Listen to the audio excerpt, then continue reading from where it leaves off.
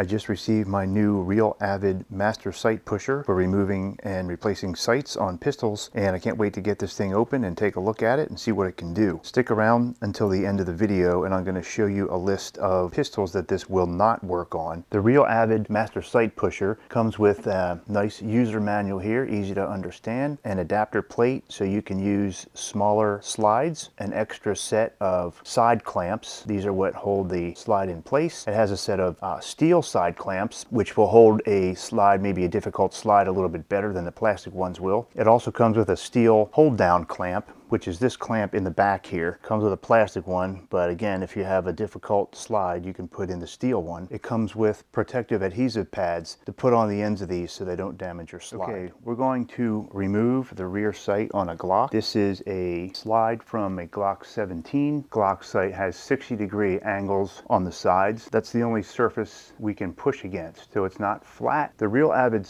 Master Sight Pusher has a reversible push block here. So this side of the block has straight sides. So if you have a sight that's got sides that are straight, you would want to use this. That's not going to work for the Glock sight. So we're just going to spin it all the way over to the side where we can flip it over, and you'll see this side of the block has angled sides and they're perfect for the Glock. So we're going to keep it on that side. Okay, so now we just want to put the slide into the pusher. And we want to get the middle of the sight lined up this line here. So taking a look from another angle, you want to have this line right here lined up with the middle of your sight from front to back. So I'm going to take the top off of the pusher so you can get a better view of what I'm talking about here. When you have the slide lined up, you want the sight be lined up with this line right here, because that's the middle of where the pusher is going to push. And then you also want your slide to be perfectly straight in this direction. So you just line it up with these lines that are etched right here. Screwing the top back on here. All right, so next, line up the pusher over the sight to get it right down to the height that we want, which is just above the slide. There's markings on either side here just to show you where you're at. So you want this top piece to be level. All right, now once you have it set up, you want to screw this down.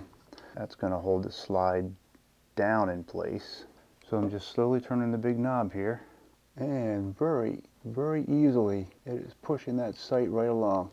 Really not taking hardly any effort on my part at all.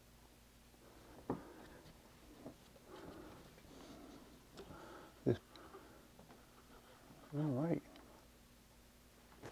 right, so the sight came out. It's got a little metal piece in the bottom. All right, now to put the sight back in, the same sight or a different sight, to raise the sight pusher, you can take it all the way off or just raise it high enough, depending on whether you can get your fingers in there or not. Put this on. So you can either take the slide out, which I'm not going to do because then I have to realign it, but I'm going to take the top half off. It's easy to do. I'm going to push it in there as far as it'll go with my fingers. Push her back on and use that to push that back exactly where I want it. You just want to lower it down just above the slide and make sure the graduations on both sides match exactly. We want that to be right in the center. Get your slide out of there. Once you have installed your sight and put your slide back on your gun, you can verify your sight alignment right at home using something like a Laser Boresight by Sightmark like I have here. Take the Boresighter, it's got a laser coming out. Just drop that in like it was a cartridge. Gently close the gun.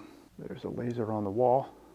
Make sure it lines up with your sights. Now that's only 10 feet away right now. Ideally you want to go about 25 yards. After you verify your sights are aligned, you want to take your gun to the range and use some live ammunition to see if it's accurate. And if it's not, you can always take your real Avid Master Sight Pusher along with you and make some tweaks in the field as needed. All right, if you found this video helpful, please hit like below and please subscribe. And check out the links in the description below as well. Thanks for watching. As promised, here is a list of firearms that will not work with the real Avid Master Sight Pusher because of manufacturer design or safety reasons. Some of these have been installed with a hydraulic press at the factory and they're not going to come out with this or any other pusher. And I will add Kimber 1911s to this list. I have 2 of those that the Master Sight Pusher will not budge those sights. So there you have it.